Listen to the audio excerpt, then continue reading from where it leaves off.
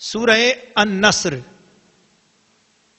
تلاوت بسم اللہ الرحمن الرحیم، اللہ کے نام سے شروع جو نہایت مہربان رحم والا۔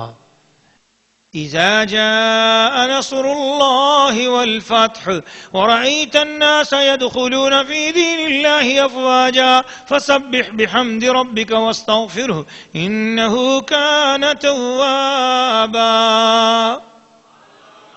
سورہ النصر ترجمہ کنز الایمان۔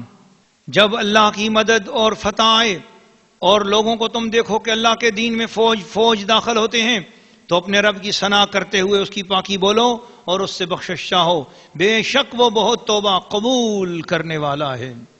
سورہ النصر قرآن مجید کی آخری مکمل صورت ہے جو نازل ہوئی۔ اس کے بعد صرف ایک آیت نازل ہوئی، الیوم اکملت لکم دینکم واتممت علیکم نعمتی ورضیت لکم الاسلام دینا۔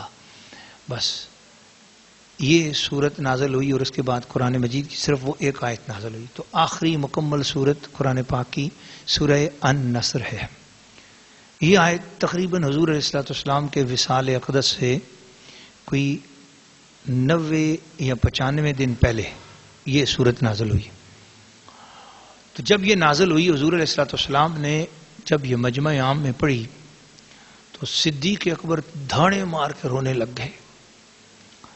اس وقت صحابہ کہتے ہیں ہم سمجھتے ہیں، ہم نے کہا ہے بابا جی کو کیا ہوا، صدیق کو یہ رونے لگ گئے، یہ کیا ہوا؟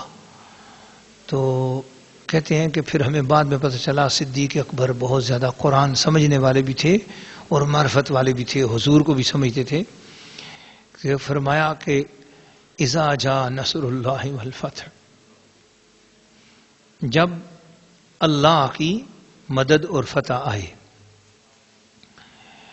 تو ورأیت الناس يدخلون فی دین اللہ افواجا، جب آپ نے دیکھ لیا کہ اللہ کے دین میں لوگ فوج در فوج داخل ہو رہے ہیں، فسبح بحمد ربک واستغفر، اپنے رب کی ثنا کرتے ہوئے اس کی پاکی بولو اور اس سے بخشش چاہو، انہ کان توابا، بے شک وہ بہت توبہ قبول کرنے والا ہے۔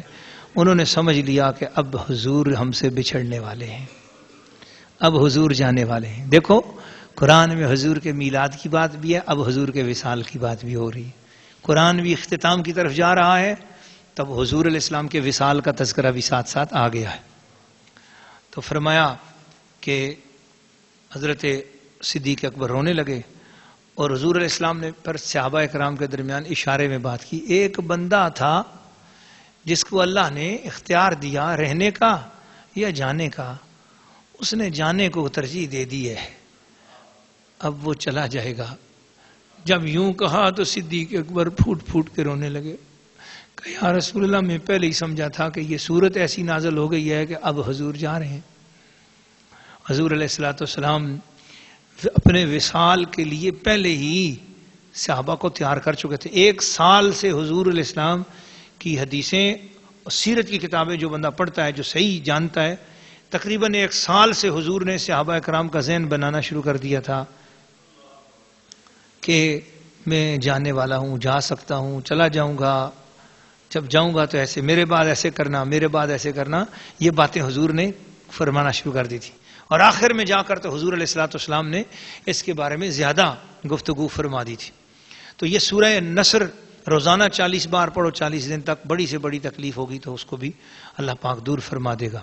فرمایا کہ وہ وفود آئے، وہ سال وفود بھی آئے، بہت بڑے بڑے بادشاہوں نے بھی کلمہ پڑھا اور بڑے بڑے علاقوں سے تعلقات سلامتی ہوئی، تو وہ ایک دین کے اندر لوگ فوج در فوج جب داخل ہوئے تو بس حضور علیہ الصلوۃ والسلام اب اللہ کی طرف متوجہ ہو گئے، اور زیادہ عبادت ہو گئی تھی، بس زیادہ تر حضور علیہ السلام اب نماز کی طرف رہتے تھے، اور بس تو ازواج مطہرات بتاتی ہیں کہ بس ایسا لگتا تھا جیسے حضور بس بچھڑنے والے ہیں، بچھڑنے والے ہیں۔ بس اس کے پھر 90-95 دن بعد حضور کا وصال ہو گیا۔